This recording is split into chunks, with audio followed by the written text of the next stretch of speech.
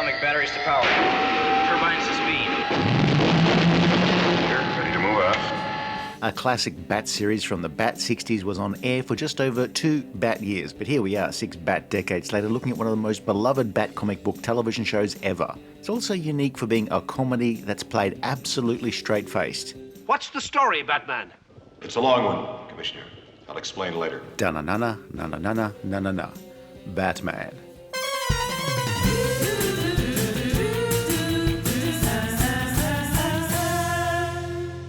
To the Batmobile. Batman, now often referred to as Batman 66 or Adam West Batman, was a live-action television series that ran on ABC for 3 seasons from 1966, where it was nominally a superhero adventure that was also a comedy. A feature film was made and released in between the first 2 seasons, but that's a film we've covered in a separate video. This librarian has been bound in the ancient Thuggee tradition.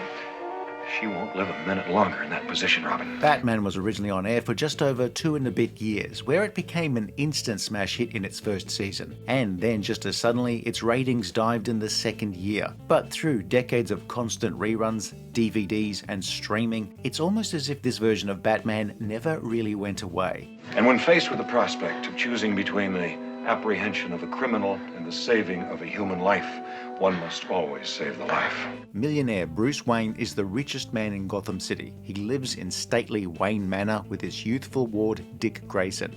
But it's so much harder with the pieces upside down, Bruce. Of course. He's attended to by his butler, Alfred, and he also has Dick's Aunt Harriet living with them. When my own parents were murdered by dastardly criminals. And Bruce would don a cape and mask to fight crime as the Caped Crusader, with Dick, of course, suiting up as Robin the Boy Wonder. Alfred and Aunt Harriet don't have fancy nicknames. Well, not ones you could repeat to their faces. I mean, while the bat's away, the mice will play. Indeed, madam. Batman and Robin fight crime throughout Gotham City, but Batman is so by the book that you'd need properly annotated footnotes just to get him to admit that he prefers Downton Abbey to upstairs downstairs. This isn't going to be easy, Robin. Batman and Robin are fully deputized by the Gotham City Police Force, which is handy since Gotham PD seem prone to delegating anything more dangerous than writing a parking ticket to Batman and Robin faster than a cheetah chasing a laser. What about it, man? O'Hara? Commissioner Gordon and Chief O'Hara will offer help wherever possible. But if Batman and Robin could take all of the risks, then that would obviously be their ideal outcome. Sure, when you put it that way. The thing is, crime in Gotham City isn't just a bunch of burglars or pickpockets, but the city is seemingly infested with the superest of supervillains, people who are so infamous that most of them don't even need proper names anymore, not even in their passports. Look! Open sky! It's a bird. It's a plane! In 1938, Superman had made his first appearance in comics and was an instant smash hit, leading to comic book publishers putting out dozens of similar superhero characters. Most of those were lost in the shuffle, though a few of them have stuck around. One character that did resonate with comic book readers was a story about a guy who had no superpowers at all, but he was absolutely loaded. Bob Kane's Batman first appeared in Detective Comics issue 27 in 1939, where Bob Kane, along with Bill Finger and others, created and refined the world of Gotham City. It was a place populated with colourful villains who faced off against a masked vigilante, the Batman, who used the imagery of bats to scare the living whiz-feddling gunk out of the criminal fraternity. His sidekick Robin was added so that Batman would have somebody to dialogue with. Otherwise, a guy dressed as a bat talking to himself might seem a bit peculiar. Hollywood beckoned and Batman was turned into serials in 1943 and again in 1949. Those serials would eventually make it to television, and by the mid-60s, the first serials were repackaged as An Evening with Batman and Robin, and had another successful theatrical run unrelated to the television series about to make its delicious debut. Of course, by the 1960s, the earnestness of those serials made them very funny. Holy bouncing boilerplate, it fits! Batman was a man committed to crime fighting, where not only should crime be fought wherever it appeared, but it should be fought in the correct manner. Innocent citizens should not be endangered, speed limits and road rules should be obeyed wherever possible, and at no point should Batman lock the Joker in a pine box and bury him alive, not even in jest. You can't get away from Batman that easy. Easily. Easily. Good grammar is essential, Robin. Batman was the world's greatest detective, and he had a fabulous array of equipment to aid him in his crime-fighting duties. Correction, a fabulous array of very well-labelled equipment. I solemnly swear by my oath as a crime fighter that this outrage will not go unavenged. Bruce Wayne was a man about town, but he was so square that you could use him to check the doors during a pre-purchase home inspection. $1 billion by high noon tomorrow, or etc., etc. Bruce was very rich. He was swimming in the green, so much so that he rarely had to spend much time thinking about how to make even more. Rather, he was a philanthropist who, through various foundations, was a donor to many charitable causes. Now that's the fantasy part. Since the murder of my parents by dastardly criminals. Of course, his backstory is briefly touched upon once or twice, the events that led him to fighting crime using the secret identity of Batman. But morals are the stuff men are made of, and until criminals learn that, our job will not be done. He wore a cape and a cowl and had a utility belt containing a myriad of Bat-branded gadgets that helped him with a daring escape time and time again. That means Robin and Batman are really Bruce Wayne and Dick Grayson! Bruce Wayne would go to extraordinary lengths to preserve his secret identity. Me, whenever I've been rumbled in public, I just pretend I'm a European tourist. Je ne vous comprends pas, parlez-vous français? You're nice, but my heart belongs to Batman. Adam West had been doing television guest shots and playing supporting roles in films, but it was his appearance as a dapper spy in a television commercial that brought him to the attention of Batman's producers. Adam West spoke in a very deliberate way as Batman, where he'd often speak slowly before suddenly speaking very quickly. Just looking, thanks. I'll stand at the bar. I shouldn't wish to attract attention. As Batman, West was able to play the most ridiculous scenes with a completely straight face, and he was able to walk around in the Batman costume without being too self-conscious. I mean, if bicycle riders can get over the embarrassment, so can Batman. Anything I can do for you, sir? Check your cape? This version of Batman doesn't work alone. Holy teenage sidekick! Robin was also known as the Boy Wonder. He was Batman's loyal assistant and apprentice, a partner in crime fighting. He was able to hold his own in a fight and was an enormous help in the crime fighting business. But as he hadn't received his driver's license when the show began, he was a bit of a disappointment in the going on beer runs department as far as his school buddies were concerned. Dick Grayson was a callow youth who didn't want to spend his day studying and going to museums, all of the boring stuff that Bruce Wayne insisted that the boy needed for his education. What's so important about Chopin? All music is important, Dick. He would much rather be Robin the Boy Wonder. Now that's a name, not a childish prank. Also, Robin is rather headstrong, where his ideal plan of attack seems to be fisticuffs first, ambulance next, then coroner, and then ask questions. Have you short-circuited Batman's brain? Burt and Jervis had talked his way into an audition despite not being all that experienced as an actor. Holy chutzpah! He'd been selling real estate while studying, but even though he was not considered by producers to be a strong actor when he started, he had the ambition, he could do karate, and he looked like a dick. You dick. He looked like Dick Grayson, and so pretty soon, you couldn't see anyone else playing Robin. Holy non-sequiturs! I don't think so, Rob. Part of the conditions under which he was hired involved him adopting a snappier stage name. Hence, Burt Ward was now the co-star of a major television series. Apparently, the graphic artists who created the main titles for the show charged by the letter. It's a little known and made-up fact that this version of Batman used to have another sidekick, but he mysteriously vanished while push-starting the Batmobile. Gosh, Batman, what a scene! Bruce Wayne's butler Alfred had recently been killed off in the comics, but he was brought back so his appearance on the television show didn't seem so weird. It's the Bat Phone, sir. Alfred has to walk a fine line since everybody knows he works for Bruce Wayne, but he's also the conduit to Batman. As we'll learn in the third season, Alfred is incredibly discreet and can keep a secret better than anyone. Character actor Alan Napier played Alfred, Batman's butler, where if they were both in the British Army, I suppose that would make him Batman's Batman. Alfred does more than just answer the phone and clean soiled tights. He occasionally helped out in the field as a none too convincing Batman substitute or when he doubled one of his various relatives. He also had the Alf cycle. I have my two-way Alf radio between the handlebars. Aunt Harriet Cooper, played by Madge Blake, was a character first introduced in the comics a few years before the series, so that there was a need for Bruce and Dick to hide their secret identities even when they were at home. Mercy alive. Though some people cling to the idea that she was introduced in the series so that there was nothing untoward between Bruce and Dick. My, oh my, if you'd seen what I saw. Where would Batman be without Gotham City's stalwart law enforcement? Well, based on their performance in Batman, they'd be pretty much in exactly the same situation. Though we may never know who he is behind that mask of his, thank goodness he's there when a crisis befalls us. Neil Hamilton had had an incredibly long list of credits in his career, and Batman would be one of his last jobs before retiring. As Commissioner Gordon, he fights the urge to pry too much into Batman's affairs in order to learn his secret identity, though at one point, while influenced by a villain, he does manage to put two and two together before quickly forgetting those facts. Batman and Bruce Wayne, one and the same. Chief O'Hara is a walking, talking stereotype of a New York Irish policeman, dropping all manner of begoras and saints preserving this and saints preserving that as an exclamation. Stafford Rep didn't normally talk like that, which is a spin out when you do see him in something else. Bruce Wayne is a millionaire playboy.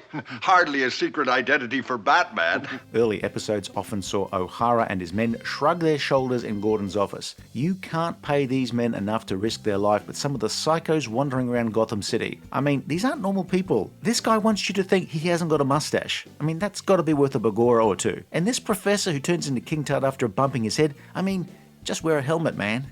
Saints preserve us all. Hamilton and Rep form a fantastic double act that took two roles that could easily be nothing jobs and managed to make both characters into something more than simple plot ciphers.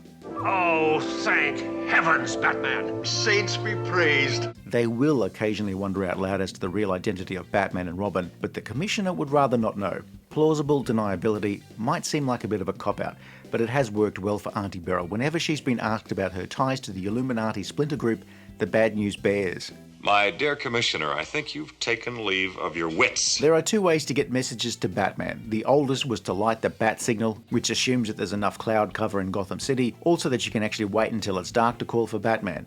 And then there's the newer way, the Bat Phone, a direct line between the Commissioner's office and Wayne Manor. A strange and terrible threat to Gotham City. Gotham City is often a stand-in for New York City, and it's a large metropolis, but not that metropolis.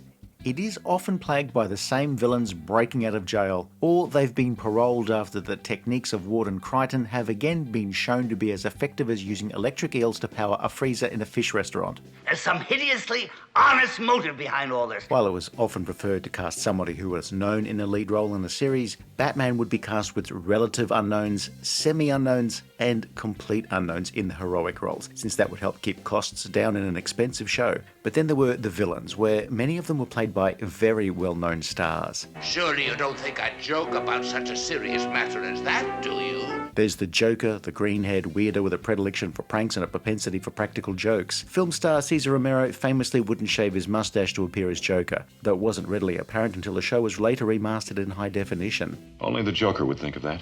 Character actor Burgess Meredith waddled around in a furry tuxedo as the scheming Penguin. Impressionist Frank Gorshin played the Riddler, a character with more energy than those 80s superheroes, cocaine, amphetamine, and too much coffee man. Though Riddler was also played by John Aston. Catwoman was played by Julie Newmar in the first two seasons, Lee Merriweather in the 1966 movie, and Eartha Kitt in the show's final year. Catwoman would, for a time, be ambivalent towards the killing of Batman, since, in another life, who knows? Well, I want more. I want Batman in my corner. But then there was the pesky matter of Robin. Oh, I've got it. We'll kill him. Some villains had appeared in the comics first, while others had been created for the television series. Vincent Price would appear as the egg-obsessed crook Egghead. An excellent idea. Cliff Robertson was cowboy villain Shame. You cheated. You know we ain't no good in a fair fight. Joan Collins was the ear-splitting villainess Siren. I'd like the number of stately Wayne Manor, please. Roddy McDowell appeared as the reading-obsessed Bookworm. Does my plot be legible? Anne Baxter was two different villainesses, the magician Zelda the Great, and Olga, Queen of the Bessarabian Cossacks. My Cossacks! Hack them to shashliks. Victor Buono was a professor who got constantly hit on the head and then thought he was the reincarnation of Egyptian King Tut. Batman and Robin. Milton Berle appeared as Louie the Lilac. To the Flowermobile. David Wayne appeared as Mad Hatter. You will take off your cowl and hand it over. Carolyn Jones as Marsha, Queen of Diamonds. What if I were Mrs. Batman? There was the Puzzler, Falseface, and Mr. Freeze, who was played by George Sanders, Otto Preminger, and Eli Wallach. Who did we miss? Ethel Merman, Art Carney, Shelley Winters, Zsa Zsa Gabor, Van Johnson, Michael Rennie, Tallulah Bankhead, Liberace, and Bruce Lee. And there are also some random future famous faces here and there, with small roles for people like Rob Reiner, Batman? Terry Garr, With a flamethrower yet! and James Brolin. Not content with just having famous faces appearing as villains or sidekicks, Batman and Robin would also run into all manner of people during their famous climbing sequences. After Batman had become such a huge hit in the first season, Everybody wanted in on it, even if it was just to open a window. To drown in my own anniversary cake. Much of the time, the villains seem uninterested in unmasking Batman and Robin, despite having ample opportunity. I can't tell you that. It might reveal his secret true identity. Going joyriding in the Batmobile seemed much more appealing, and several villains went to really great lengths to find the location of the Batcave. Pennsylvania 65000. Oh! No! Batman's leap to television didn't happen because somebody had a burning desire to make a faithful and colourful comic book adaptation, but there was a need, a measure of desperation, and a lot of embarrassment that would lead to the show's inspiration. It sounds too simple. By the mid-60s, quirkier, high-concept sitcoms had appeared on the schedules, and rather than just have yet another family comedy that had about as much edge as a cucumber, these shows had a premise that had to be explained. People marooned on an island, an idiot spy, a creepy family, another creepy family, that sort of thing. So a colourful comedy adventure about two men who dressed in tights and climbed up the outside of buildings shouldn't be too out of place, should it? We'll use our anti-crime computer in the Batcave. Right, Robin. In early 1965, ABC looked at its impending fall schedule and realised, well, it needed something. Holy smoke! The network was in third place without many major hits. Several of its older shows were ending, and a move to more colour programming was gathering pace. What they needed was something early in the evening that would appeal to kids and older viewers. Something that would hopefully lock in viewers to ABC for that evening. And it fits in with the plan. Before remote controls, you had to physically get up to change the channel. Or if you were drunk enough, you had to physically slap your kids on the back of their head for them to go up and change the channel. 1 slap for ABC, 2 slaps for CBS, 3 for NBC, and if you wanted a UHF channel, you ran the real risk of building up enough resentment in your kids that you'd be put in a retirement home at age 42. What a disastrous unveiling this must have been. The Flintstones had been running in primetime for a few years by this point, but it wasn't the powerhouse it once was. One executive felt that cartoons in the evening were done, but what if ABC showed something that was like a cartoon, but live action? Kids would obviously watch, but the adults might also tune in. Comic books were still seen as something purely for kids, though the pop art movement briefly made them cool, but in a sort of kitschy way. I wonder if some creative artist couldn't capture the two of you. ABC looked at licensing various top comics. One of those was Batman, and luckily the rights were available. A clever and diabolical scheme. 20th Century Fox's television division would make the show with William Dozier tapped to develop the series under his Greenway Productions banner. The criminal types are obviously, and a smooth one. They can be the most dangerous. He had no idea about Batman, he'd never read the comics, and for a while was one of a number of people involved with the project who was embarrassed by the idea. Let's not lose our dignity. Dozier thought that one way to head off potential derision from his peers was to get a well-respected writer on board. He'd been given the project as recompense for a stalled pilot project, and so he approached his colleague Lorenzo Semple Jr. He was a serious writer who'd recently moved to Spain so he could concentrate on writing plays. When Dozier showed up and apologetically pulled out some Batman comics, Semple was one of the few people who didn't necessarily recoil in horror. Obviously the perpetrator of this sinister plot. It had become apparent that the way to do this was to make it as a goofy comedy, but do it deadly seriously. So people who didn't really get the comics looked at the form of the comics at the time and literally translated them as they saw it without hiding the fact that the source material was a comic book. To Lorenzo Semple Jr., Batman was so utterly square that he was hip. Go for your surfboard. Mine's outside. Dozier and Semple pitched their idea of a Batman series to its publisher, National Periodicals, and to ABC during the same trip to New York. To National Periodicals, later known as DC Comics, Batman was a darker comic about a vigilante in the shadows, while this television version was pitched as a zany comedy. Larger than vermicelli, but not as tubular. Most ABC executives also didn't necessarily get it, but if it failed, it wasn't going to take down the network. With his long history in the industry, William Dozier was trusted enough to make it work. Why, yes. One of the words that was most associated with Batman was camp, a word that's come to mean different things to different people. In the 60s, camp was having a moment when colourful, wacky, madcap comedies were in. Writers and commentators wrote serious articles breaking down the different forms of camp, high camp and low camp. Batman, with his earnest heroes and colourful villains spouting arch dialogue, was frequently labelled as high camp. Did you hear that, Dick? A bit. Something deliberately colourful and loud and not afraid to look silly. What High Camp is definitely not, a sequel to Half-Baked set in Yosemite National Park. With good, even though it's sometimes sidetracked. Always, repeat, always triumphs over evil. If people were going to laugh at this new Batman anyway, you might as well lean into that with silly plots and even sillier villains. Crime is no fun without riddles. But have the heroes play it like it's a serious drama. I'll have to be dead before you get my cowl. It would be tongue-in-cheek, but without Batman winking at the audience. That's how people at the time who had no connection to comics saw how a comic book superhero could be brought to life on television.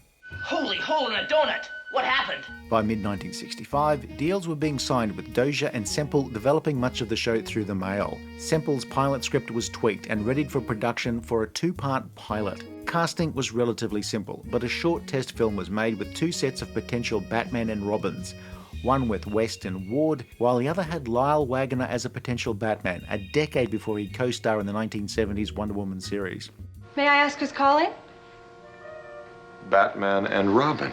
After West and Ward were cast, it was time to actually make the pilot, which involved a lot of advanced planning. But such was the network's reaction to the pilot script, or perhaps their desperation to salvage ABC's failed TV season, that a Batman series was greenlit as a mid-season replacement.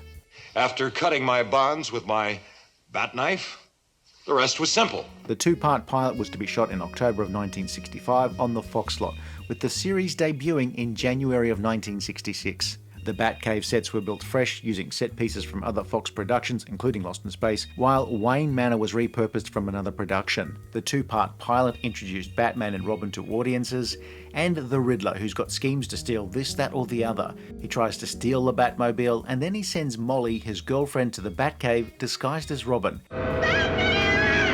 She ends up falling to her death in what was one of the very few times a villain or anybody was shown to die in the television series. The rest of the episode takes place away from the Batcave, possibly to allow the smell to disperse. Also, was it absolutely too late to keep on Jill St. John as Robin?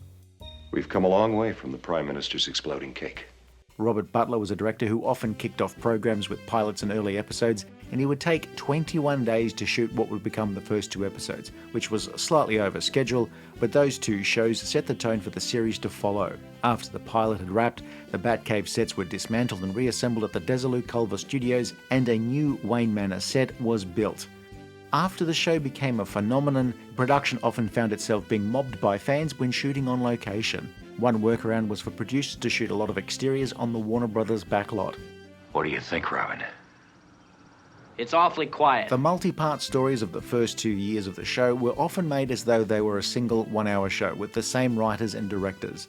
Self-control is sure tough sometimes, Batman. All virtues are, old chum. Each half-hour episode was given 3 days of prep time, 3 to 4 days to shoot, and around 10 days of post-production. The sudden series order meant production of the earliest episodes would be incredibly rushed in order to make their air dates. Up to 3 units would be shooting scenes for episodes simultaneously, with actors being shuttled between sound stages to shoot their scenes for one episode, and then they were rushed off to a different stage for another episode. In hindsight, it's perhaps a little more understandable why so many fight scenes and travelling sequences were filmed with doubles in long shot. William Dozier, as the executive producer, kept an overall eye on the production, though the actual running of the series was done by Howie Horwitz.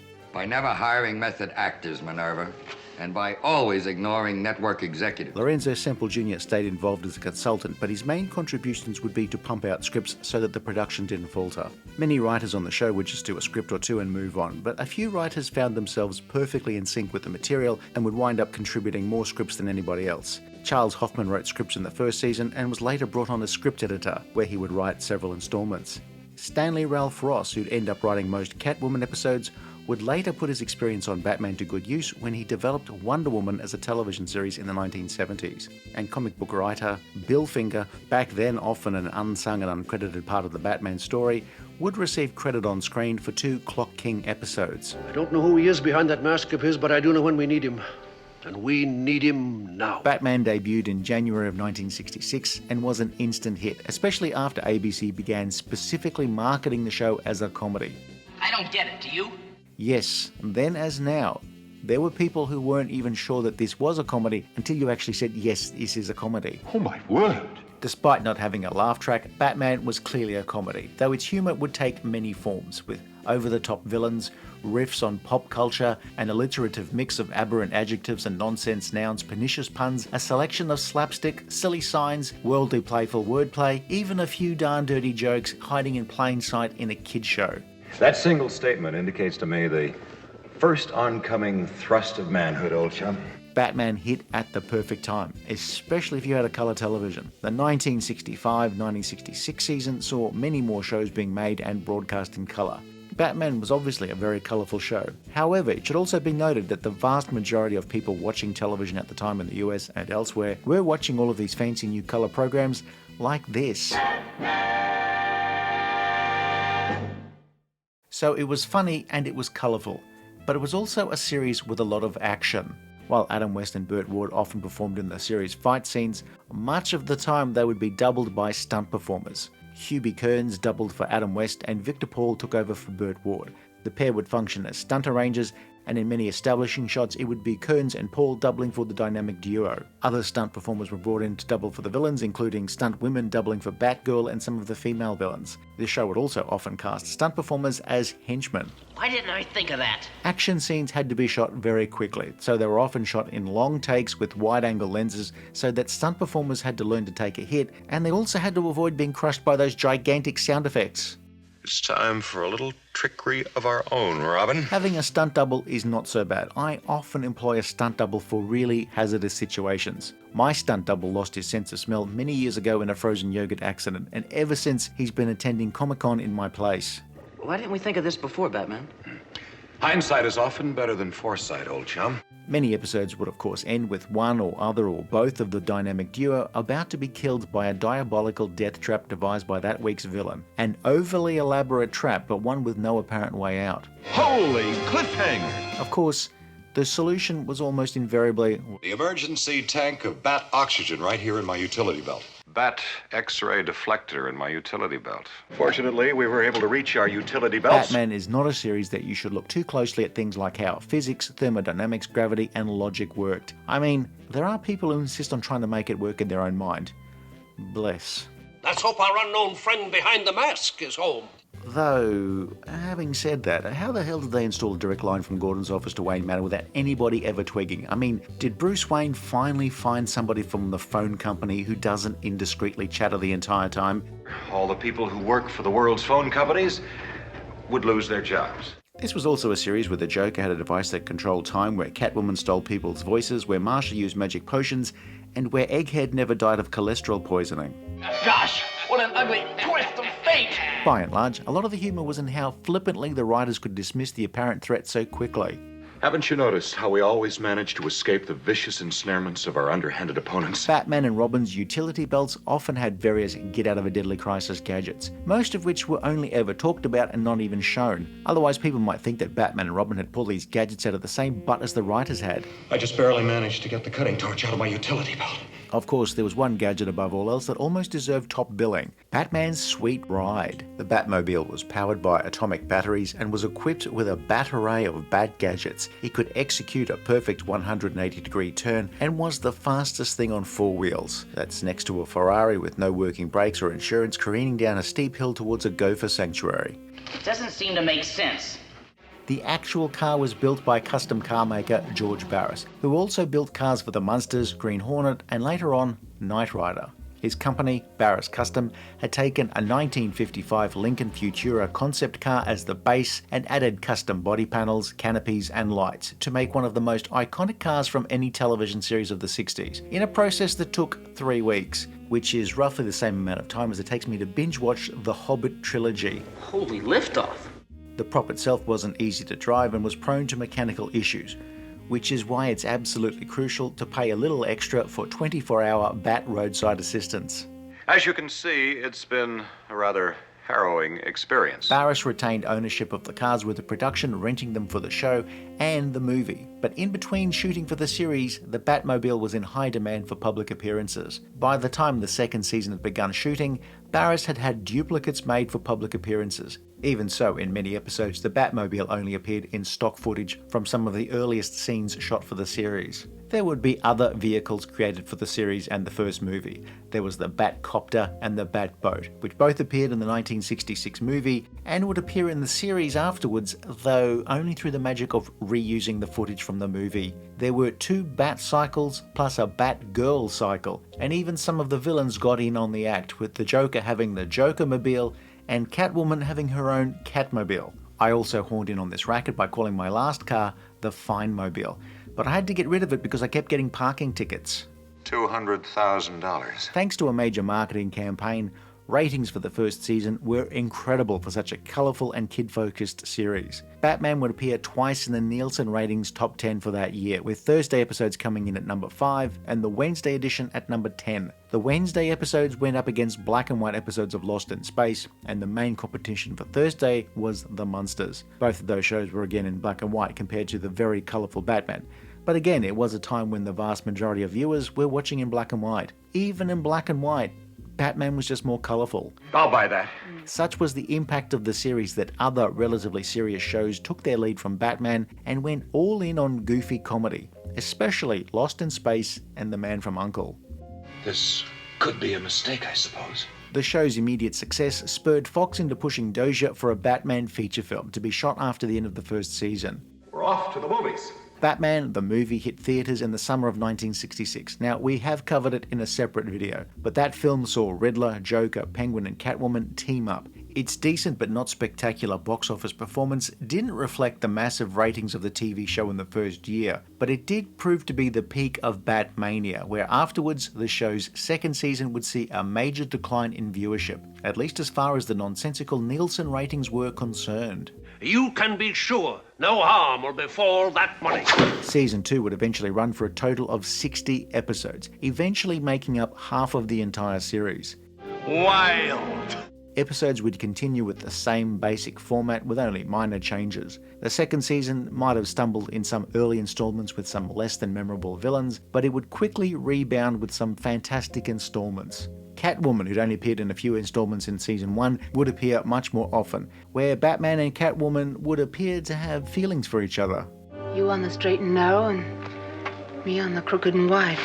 However, this formerly twice top 10 show was no longer troubling the top 30 programs list of the 66-67 season. Oh, don't you worry, Pengy. The pot's being put on the fire right now, and Batman's in it. Such were the terminally tight schedules, the production often had to deal with guest star availability, and then almost as often, work around their unavailability. Julie Newmar was unavailable for the 1966 film and was replaced by Lee Merriweather as Catwoman. And then when the third season rolled around, Newmar was off filming the movie McKenna's Gold, and so Catwoman was played by Eartha Kitt. For similar reasons of availability and disagreements, Mr. Freeze ended up being played by 3 completely different actors: film star George Sanders, film director Otto Preminger, and character actor Eli Wallach. Frank Gorshin, who'd been nominated for an Emmy for his performance as Riddler, didn't appear in Season 2 over a dispute with producers over his fee. Hence, Riddler was played by John Astin in a few episodes, and another proposed Riddler story was repurposed as a new character, the Puzzler, played by Maurice Evans. Frank Gorshin did return for one last appearance in the third and final season. I do sympathise somewhat. There have been times when I've not been able to record the voiceover for these videos, and the producers have brought in a ringer, my scab of a cousin, Stam Fine. That's what that cheating devil wants us to think, Robin. Not everything was taken from the comics. Robin's variable catchphrase, Holy bat logic, became one of the fastest ways to reference the show.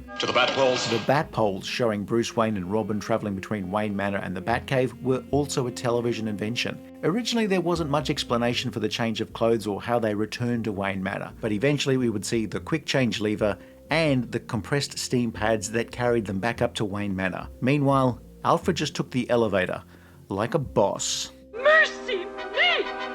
The look of the show in the first 2 seasons was a fairly lush series full of fantastic, colourful sets. There were major set pieces revolving around the villain's ploy to kill Batman and Robin, lots of exterior filming, even if much of it was filmed on a backlot. And then there were the Dutch angles, used to make a weird show look even weirder. The wall climbs had a surreal feel. When the camera was on a 90-degree angle, did it matter if things didn't look absolutely real? Nah. Ergo.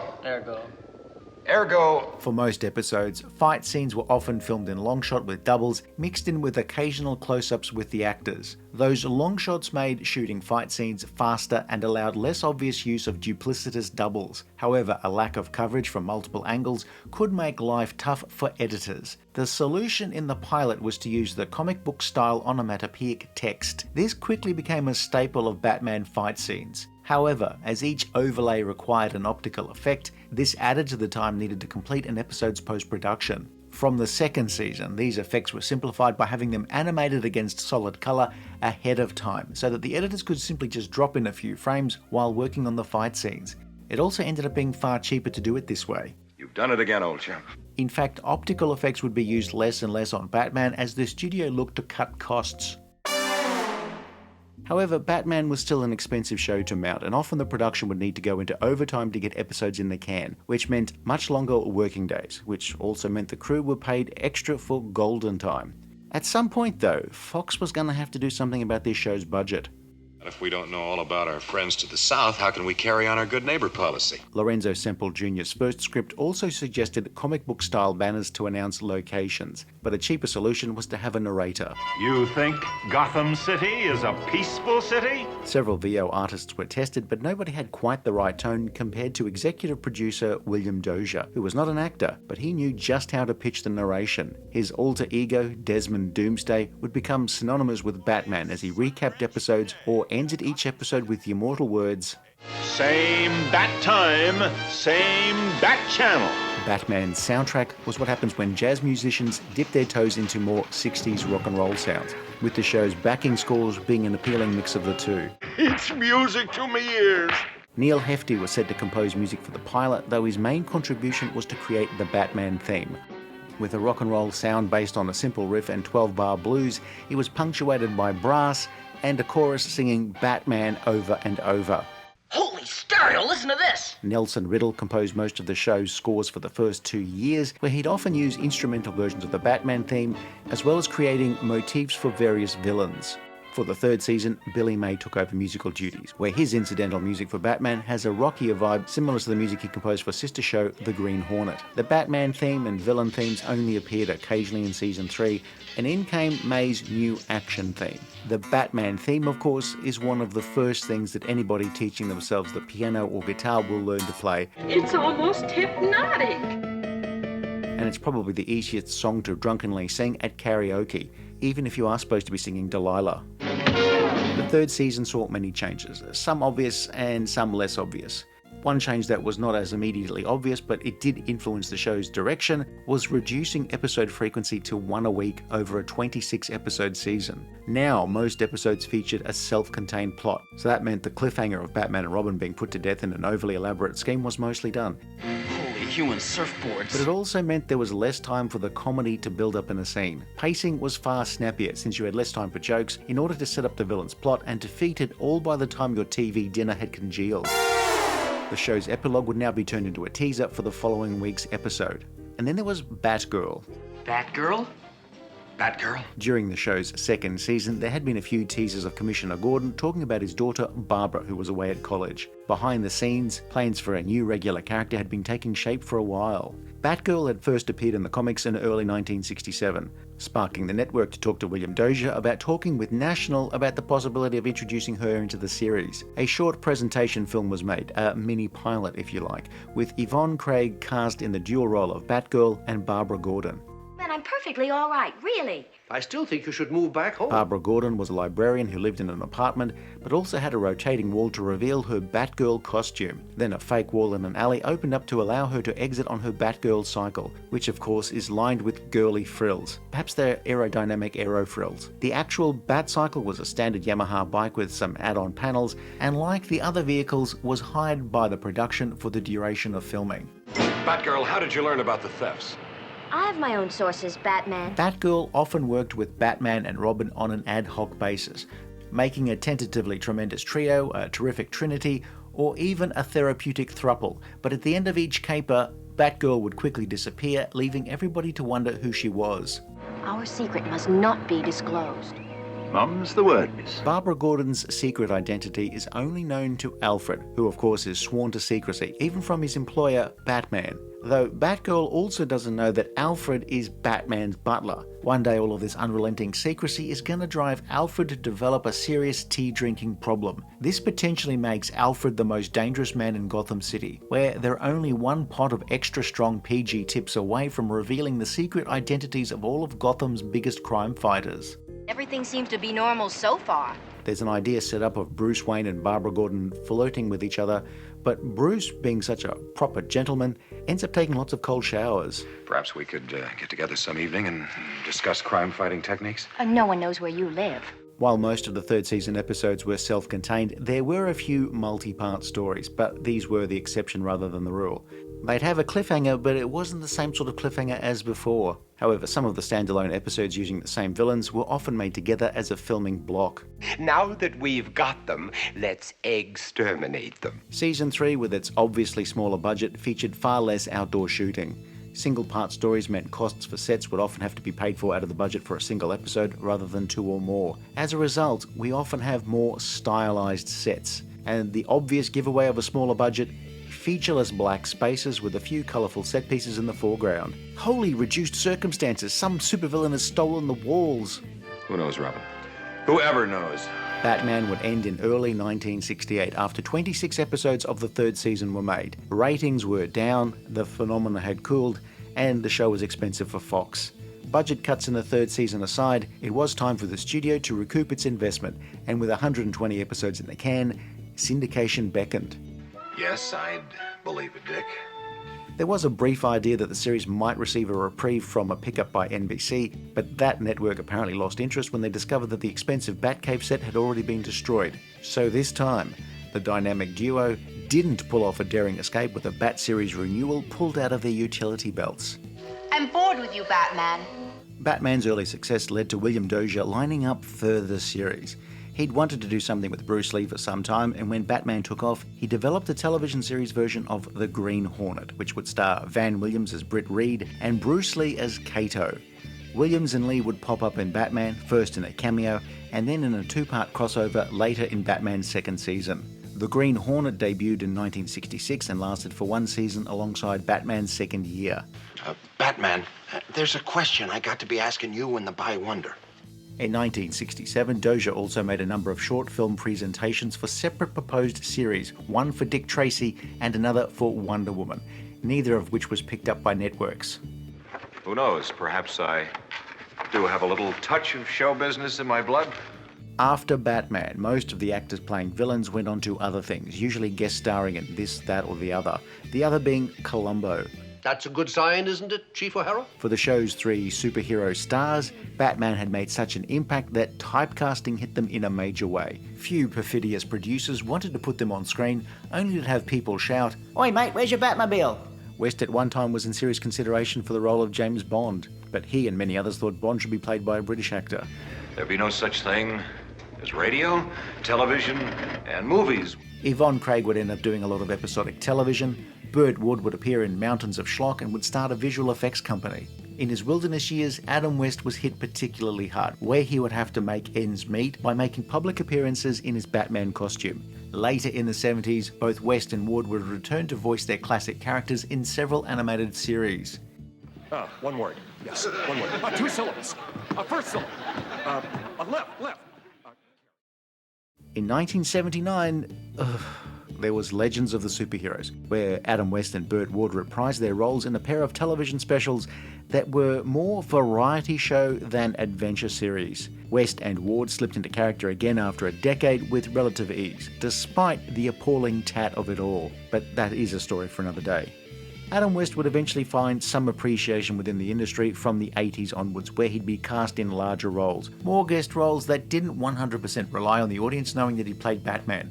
Psych, half the time he ended up playing himself. Ladies and gentlemen, I can't stay long. I'm on a case. The Penguin's in town. He'd eventually do more voiceover work, where he'd eventually have a regular role on Family Guy as Mayor Adam West. What about this one? A 2003 CBS television movie, Return to the Batcave, was a semi-stylized version of how the show was made, with looks at how the actors felt about their roles. There's the 2 divorced stars sowing their wild oats, and when they were done with farming, They were getting bat-laid a lot. There's mention of Ward having a one-night stand gone bad, and the idea that his tights weren't sufficient to cover up a natural rock formation. There were the on-set disagreements between the two stars, and their antipathy towards the idea of bringing in the Batgirl character. Adam West and Burt Ward also appeared as themselves in the modern day, looking to recover a stolen Batmobile from returning guest villains. Shortly before Adam West's death, he and Burt Ward returned to voice their famous characters in a pair of animated Batman movies. There are two big tragedies: that Adam West wasn't given a shot to do larger roles after Batman, and that Look Well, the 1991 comedy pilot written by Conan O'Brien and Robert Smigel, was never turned into a series. Our side has fumbled the ball. For me, there are some personal highlights from each season. There are no truly unwatchable episodes of Batman. Some of the villains didn't do much for me, but there were episodes that would stand out in a positive way. Even in the third season, when money was much tighter and there were fewer opportunities for gags and big action set pieces, there are still some gems. Now, to put the snatch on justice! I found that I tended to like all of the episodes featuring my personal favourite villains: Joker, Catwoman and Egghead. That's not to say that I don't appreciate other villains like Penguin or Riddler, but everybody has their faves, and those are mine. Riddle me this. The pilot holds up as some of the finest installments of the series, full of wit and invention, and a budget that subsequent installments could never match. Frank Gorshin added so much energy to the show that everybody else had to raise their game to avoid sounding flat. The episode also had Jill St. John as Riddler's doomed girlfriend Molly, gone too soon, but it also gave us the Bat-2C. Well, you better pray that my lead holds, or you'll be taking random samplings of river water. One of my absolute favourites was His Honour the Penguin and Dishonour the Penguin, which saw our felonious fowl stand as a candidate for Gotham City Mayor. The only person who seems able to beat Penguin is Batman himself. While Batman is the saner candidate, he's not as exciting as the crooked supervillain who has no regard for democracy or adequate governance or making anyone else's life better other than his own. Batman would put a little more zip in his speech. The contaminated cowl had the Mad Hatter irradiating Batman's cowl, and Batman wanders around with some heinous headwear. Who made Batman and Robin famous crime fighters? Criminals, that's who. Season 3 does have a couple of gems, but if I had to pick a favourite, it's Surf's Up, Joker's Under, where Joker has a device to extract a champion surfer's ability to ride the waves purely as a way to win a surfing competition. His opponent turns out to be Batman, himself wearing his bat baggies. Joker's shuffling, now he's cutting back to meet the curl. The 60s surfing slang confounds Batman, and so he has Robin translate. And for me, it is one of the funniest episodes of the entire series. Batman's doing a nose pull-off. When Batman was a smash in 1966, not everybody was keen on it. Some older fans who still read Batman comics thought it was debasing Batman and turning him into an object of ridicule. Also an object of ridicule, using an inflatable safe to store valuable swords. Wait, I've got a better idea. There were many who loved the original Batman series, but in their teenage years preferred the darker Batman of the comic. Good point. Better use the Bazooka. But for a very long time, for mainstream audiences, Adam West was Batman. As somebody born after Batman's original run, Batman for me was a show that seemed to be repeated quite often. It wasn't running year-round where I lived, but every few years there would be another run of Batman, particularly if there was a superhero film doing well in theatres. I enjoyed it and watched it, but when I was very young, I was more into Superman. Years later, I was one of those people who, on some level, wanted the Tim Burton films to be more like the 60s show, though that series of films would also become goofier as they went on. Holy fork in the road! You either get to the point where you can accept a different take on the same source material and enjoy new versions of a thing, or you don't, and have a compulsion to constantly tell the world how you hate everything. It was for these people that YouTube added comments. I think that's exactly what they want. Now we live in a world with more Batmans than a cricket pavilion, and most of them are relatively serious. That's Batman, not cricketers. You phrase it well, Dick. Batman 66 lives on with its own comics and toys, proving there's room for lots of different types of Batman, whether they have short ears or big pointy ears. It's also a world where Batman is one of DC's biggest, if not their biggest characters. My heart is already pledged to crime fighting. Still, that 1960s goofball comedy adventure has remained incredibly popular and will find new generations of fans every few years. That is staying power. Now, if you'll excuse me, I've got to go and build this mint condition Lego Batmobile without opening the box. I certainly hope so, Robin. If you enjoyed this review, please like and subscribe, leave a comment below, or check out some of our other videos. We